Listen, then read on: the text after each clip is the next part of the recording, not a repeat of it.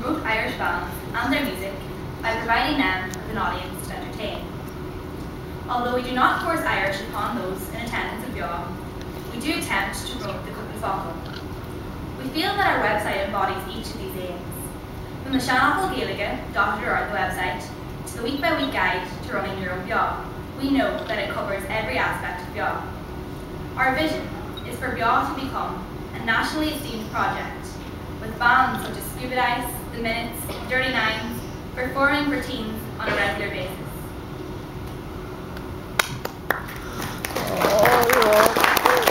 Our value propositions are as follows. For teenagers, as a group, teenagers have always struggled to find something interesting to do suitable to their age group.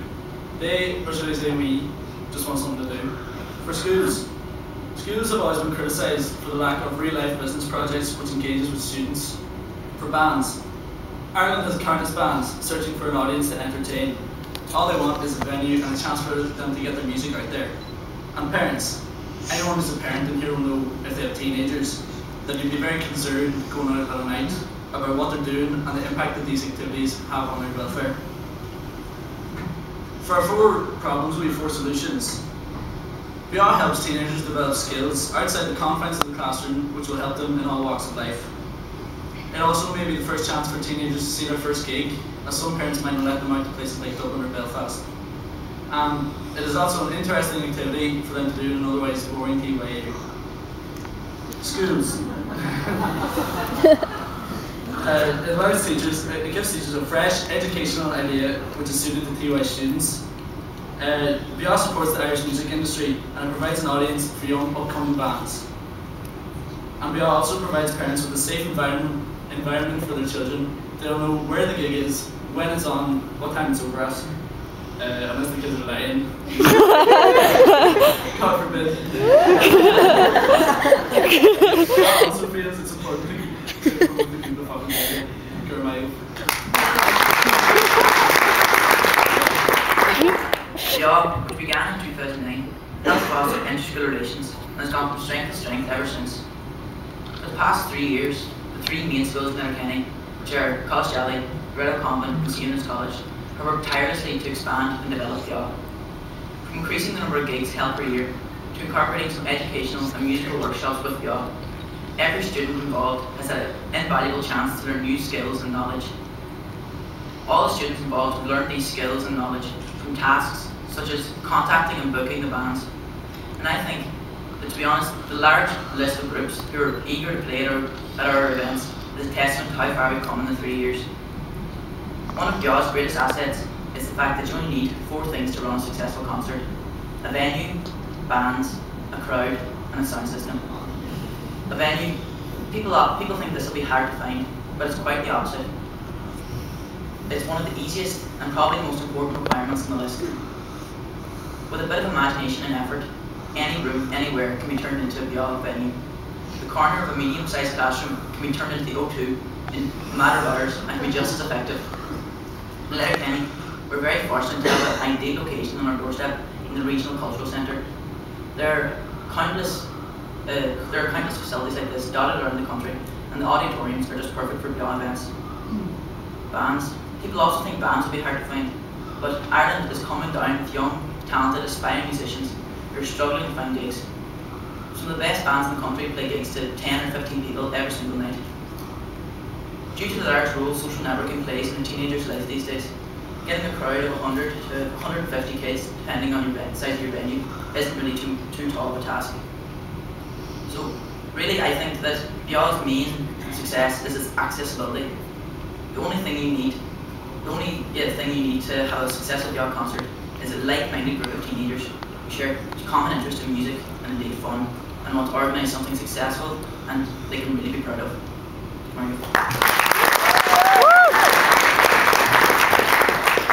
Competitors. BEO's main competitor would be antisocial behaviour. BEO is a supervised non-alcoholic event and it's a great place for kids to go. Our workshops educate children, our students, on the dangers of antisocial behaviour and entertainment in a safe, controlled environment. Visions for the future. In the upcoming year, BEO will launch its website on the 16th of December, which in the RCC with Letterkenny, which is we're all invited to, by the way. And yeah, and then we have our first BEO outside Donegal tonight in the Block T Smithfield, which once again you're all welcome to at 6 o'clock. We're very fortunate to have a contract with Galway Education Centre where we will bring BEO gigs to Galway City. We have a request into St Patrick's Day Parade Committee to participate in the Dublin Parade in 2012, which we hope to take part in. We hope to run a pilot competition where we will test our website and we will have schools compete for €500 worth of digital media equipment for further BEOs in their local area. And we also hope to develop in the following years, BEO hopes to run a national competition for youth councils, schools and youth groups. We hope to be part of the TY curriculum and take part in many more Irish music festivals. Thank you. Although it is hard to carry out concise market research for BEO, as we believe we have such a vast target audience, we do take great hope from the statistics available. Of the 729 secondary schools in the Republic of Ireland, 550 have a TY programme. This figure has been added to by about 10 every year, and yet there are still rumours circulating that TY is going to be scrapped. Every year there's about 29 to 30,000 TY students in the country, a huge group with which to run BEO. Youth groups are also an important element of our target audience. With over 480 foreigner groups accumulating 50,000 members and 60 Overs groups with 5,000 members, there is no shortage of teenagers who could host BEO.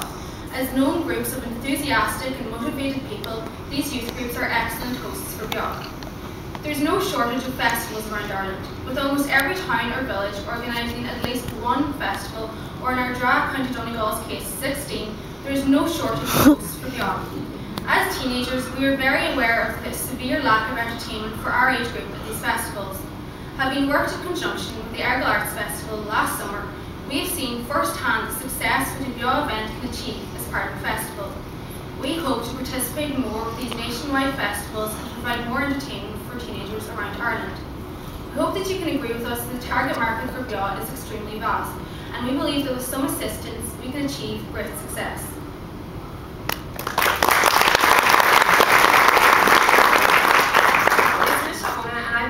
Since it began in 2009.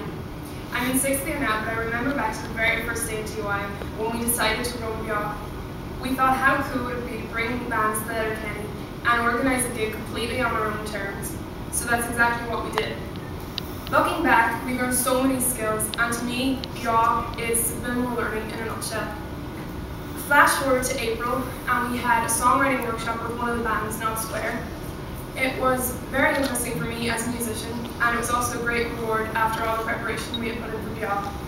Since then, we've also introduced social workshops, such as road safety, fire safety, and most recently cyberbullying, which we feel are very beneficial for students. At the start of this competition, we were told that many entrepreneurs fail countless times before a certain idea takes off. With BEO, you cannot lose. It provides a crowd for bands, it provides parents with peace of mind, and it provides students with a sense of accomplishment. And most importantly for me, since I go to school in Gaelic, it places a major emphasis on the language. We love that when BEO events are run, bands have translated some of their songs to Gaelic for the event, and it's something that's missing in the Irish music industry. So we do not force Irish on anyone, but we, as we like to remind people, aspire and get a Christian, no better Christian.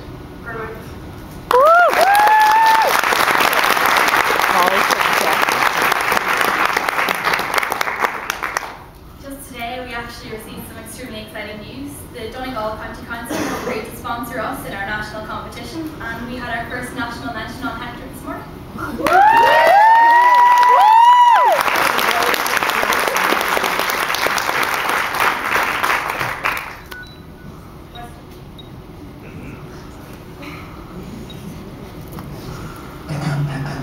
Stand up straight now, fold your arms there. How are you doing, lads? My name is Kevin. I work for Google, but in a previous life, actually, as it turns out, I was a music teacher for about 10 or 12 years. So I love this. I think it's great.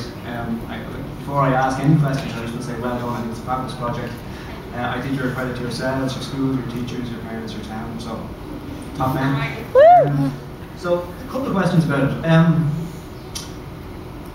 There's so many things I could ask, but it's such a fabulous project. Which is more important, the music or the Gaeilge? Music. What are you promoting here, music or Irish? Music. They all kind of go hand in hand. Yeah. As I was saying, there's definitely a lack of the Irish language in the Irish music industry. Yeah. Any bands that we've noticed that sing in Irish, they're like shuffled off and they're only played on the Irish radio stations. And we feel that we want to promote the two of them so that they're promoted together. Cool, and so do you find one feeds off, you don't find the Irish puts young people off and coming to gigs or no? Yeah, even Excellent. we have BEO TV, which is our YouTube channel, and last year I was in transition year, so part of my job was to interview bands. We did a music on YouTube, and at the end of the video we would get the band who do know any Irish, and they were really enthusiastic to show what they knew, even if it was Banya and Madrid, so they're enthusiastic to show that they can actually speak Irish too. Great. So we feel that the bands are always really enthusiastic to share their Irish. So then that's the next question I have is, I mean, clearly you've got a real buzz going around Letterkenny, so how do you get that out to the rest of Ireland? What are the next steps for that?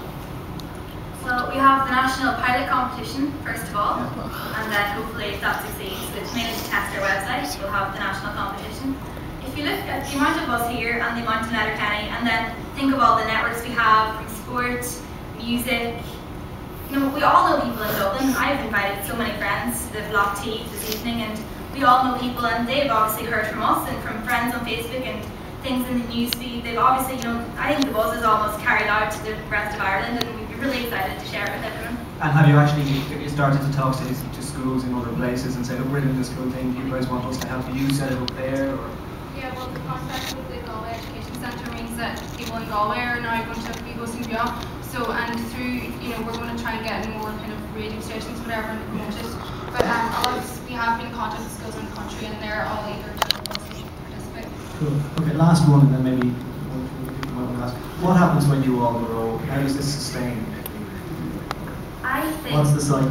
we really started a legacy. I mean, Oonagh here was the first year, and we all look up to her as a mentor. So next year we'll be in 5th year, people will be in 6th, and there'll be new transition years. But there's the 2 years ahead who have always already done BEO, so they'll always, hopefully, and the same in other schools, they'll start it in transition year with us as an example, and the website to help them with the week-by-week guides.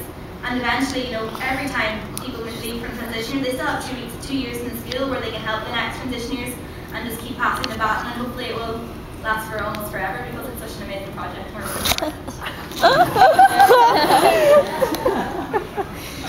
Just a quick question from me. That was a brilliant presentation. Thank you very much. In terms of the website, you said you're nearly ready to launch. Who's been working on the website? Have you run that yourselves? We have to give credit to Owen up there for working on the website, and his sister Katie as well. She's in school with us, and he's a past pupil, and he's been working a lot with us. What information is contained on the website? What is it? They're week-by-week templates for how to set up a BEO by 2 months to go, organise your venue, 1 month to go, get bands. And there are also information for the bands, students. There's a media section with photos and videos, and there's a section for the Gaelic. Basically, all the information, and the other section is just Ask Gaelic. And there's the templates is really the main thing. It's the format. Is this one? Yeah. So sorry to come from abroad and not know Irish, my loss. If you had investment in this, what would you do with the investment? Because it sounds like you're doing fantastically already. Where would that money go? The investment, which we really hope to win this evening, to promote BEO, we'll need it to our own competition. We have sponsorship for the national competition, but obviously there's a lot in promotion. We do this because we love it, it's non-profit, but to get it out there and to get it to the rest of the country, we'll need financial help, and that's what we'll be using for that. Okay, and one other question I have, which is that you've rolled in the Irish music with road safety, fire safety, drugs awareness, and all these other things, which sound like a bunch of adults have told you exactly what they want you to put in it. Is that right? Well, we have a partnership with the Donegal Youth Service, and over the past few years they've done a survey of over 500 kids in our local area of basically gaps in what they know. They did a survey of what they know, what they would like to find out, and in conjunction with them, the workshops, we've kind of tried to plug the gaps in what teenagers know in Donegal. So we've had cyberbullying, fire safety, road safety, and loads more. just educating, because it's an ideal opportunity. Really. It's an ideal opportunity, but is it something that the audience wants, or is it something that the Donegal Youth Service wants to give? Well, it's really just more like the workshop element of the BEO, as well as musical. There's social and educational ones as well. Keep the parents happy as well, I suppose. I think that's what I was getting at. Sorry, it was just a bit of clarification that I was looking for. Do you run the workshops in conjunction with the music, or is that a separate venue? I'm speaking as a parent, I have to say, this really likes the sound of this. During the day, because our TYs, they take the day and they go and do workshops. There's a social workshop and then there's a musical workshop, it might be instrumentation or songwriting. And then in the evenings around 6 o'clock, that's when we have the gig.